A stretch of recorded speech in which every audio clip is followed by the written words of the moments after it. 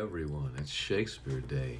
I have to be quiet today. I'm coming to you from Atlanta, and it's very early in the morning. I woke up for some reason very early and decided that the best use of my time before everyone else around me wakes up is to do a little Romeo and Juliet. This is the most famous scene in the play. It's the most often quoted. It's when Romeo and Juliet really get a chance to talk for the first time. And he has left his friends who were leaving the party, and he has snuck into the grounds, back into the grounds of her, I don't think you can call it a house, a mansion, and he's looking for her, and he finds her up on a balcony as she's thinking about him and gazing out into the night. As I said, I have to be quiet, but it kind of fits because this is a quiet scene, because Romeo does not want to be caught, and Juliet does not want him to be caught either. The best version of this that I've ever seen was a live version by Barbara Gaines's company in Chicago, the Chicago Shakespeare Company, and the roles were played by two full adults, but they really, really gave over to the youth of these two characters. They played them really, Juliet's 13. I think Romeo was 15, 16 years old, and they really leaned into the youth of these two characters, and the scene just blossomed. I think it's also interesting that it's a very simple scene. There's not a lot of language that needs a lot of education to understand. So I talked before about how Shakespeare writes for the upper decks with all of the educated people, and he also writes for the groundlings. And a lot of times those are two different parts of the script. In this scene, it seems to be written for everyone. It's so everyone can understand. So it's a little easier to understand. I think that what I'll do is just read the whole thing because I don't think I need to explain much, and I think it's just so beautiful. So you might want to follow along in a book just so you can tell who's talking. I'll try to be clear about it. I'll pitch Juliet a little higher and Romeo just a little bit lower, even though he's young. But this is great. So Mercutio has just been joking on Romeo. He's been very bawdy with Benvolio as they've been looking for Romeo. Romeo is right there. He's hiding in the shadows, and he comes out of the shadows and he says, "He jests at scars that never felt a wound," meaning Mercutio. Then he sees Juliet. "But soft, what light through yonder window breaks? It is the east, and Juliet is the sun. Arise, fair sun, and kill the envious moon, who is already sick and pale with grief that thou, her maid, art more fair than she. Be not her maid, since she is envious. Her vestal livery is but sick and green, and none but fools do wear it. Cast it off." Okay, just a little note there. The one thing I'm going to explain. So, the goddess of the moon is Diana, I believe, and she is the patron. She is. It's not the patron saint, but she's the goddess of virgins. And Romeo is saying basically, you're prettier than this goddess, so don't follow her anymore. Don't be her maid. Don't be a virgin. Come to me. And I just wanted to say that, in Shakespeare's time, this is before the sexual revolution. This is before contraception. And so in this world, love and sex and marriage and even having children, all of that comes really fast, and it's all one thing. So when he's saying, don't be a virgin, he is saying, really, love me, marry me, live with me for our whole lives. And he continues, "It is my lady. Oh, it is my love. Oh, that she knew that she were. She speaks, yet she says nothing. What of that? Her eye discourses. I will answer it. I'm too bold. 'Tis not to me she speaks. two of the fairest stars in all the heaven, having some business, do entreat her eyes to twinkle in their spheres till they return. Whatever eyes were there, they in her head. The brightness of her cheek would shame those stars, as daylight doth a lamp. Her eyes in heaven would through the airy region stream so bright that birds would sing and think it were not night. See how she leans her cheek upon her hand. Oh, that I were a glove upon that hand, that I might touch that cheek. Juliet says, Ay me. She speaks. Oh, speak again, bright angel, for thou art as glorious to this night, being o'er my head as a winged messenger of heaven, unto the white upturned wondering eyes of mortals that fall back to gaze on him when he bestrides the lazy pacing clouds and sails upon the bosom of the air. Oh, Romeo, Romeo, wherefore art thou, Romeo? Deny thy father and refuse thy name, or if thou wilt not, be but sworn my love, and I'll no longer be a Capulet. Shall I hear more, or shall I speak at this? 'Tis but thy name that is my enemy. Thou art thyself, not a Montague. What's a Montague? 'Tis nor hand, nor foot, nor arm, nor face, nor any other part belonging to a man.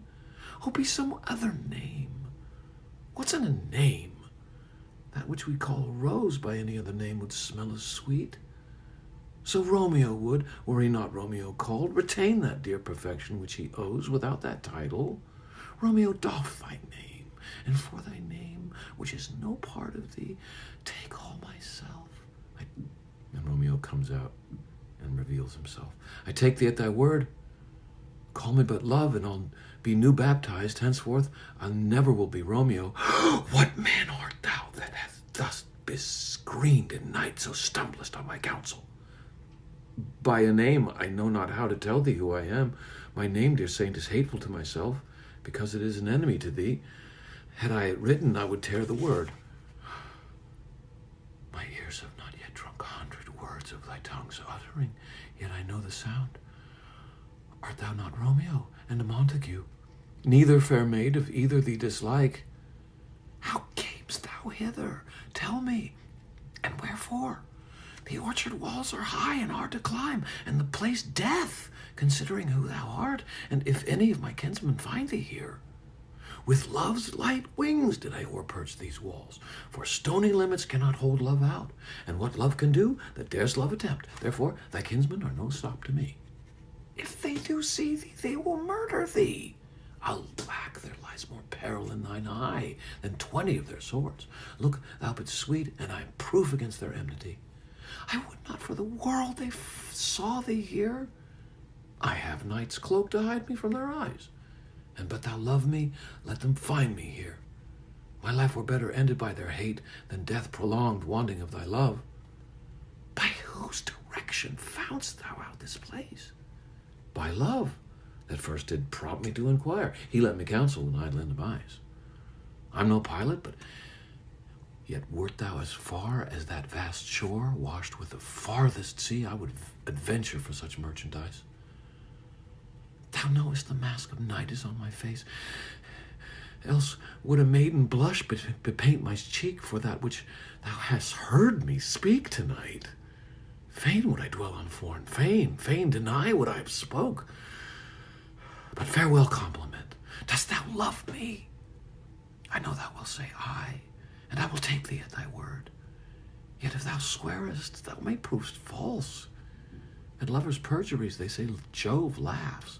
O gentle Romeo, if thou dost love, pronounce it faithfully. Or if thou thinkest I'm too quickly won, I'll frown and be perverse and say thee nay. So thou wilt woo, but else not for the world. In truth, fair Montague, I'm too fond. And therefore thou mayst think my behavior light. But trust me, gentlemen, I'll prove more true than those that have more cunning to be strange. I should have been more strange, I must confess.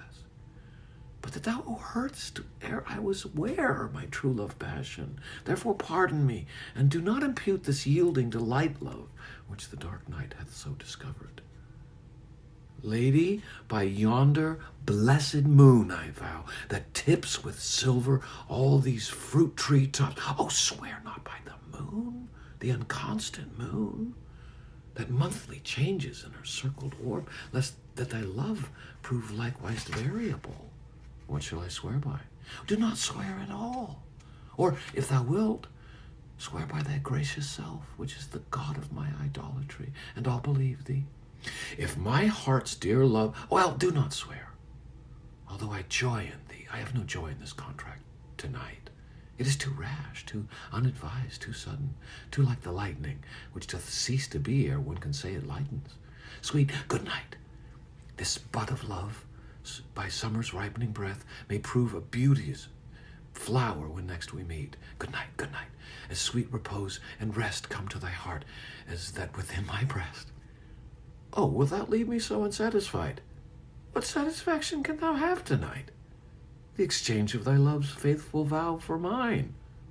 I gave thee mine before thou didst request it, and yet I would have it to give again. Wouldst thou withdraw it? For what purpose, love? To be frank and give it thee again. And yet I wish but for the thing I have. My bounty is as boundless as the sea. My love is deep. The more I give to thee, the more I have, for both are infinite.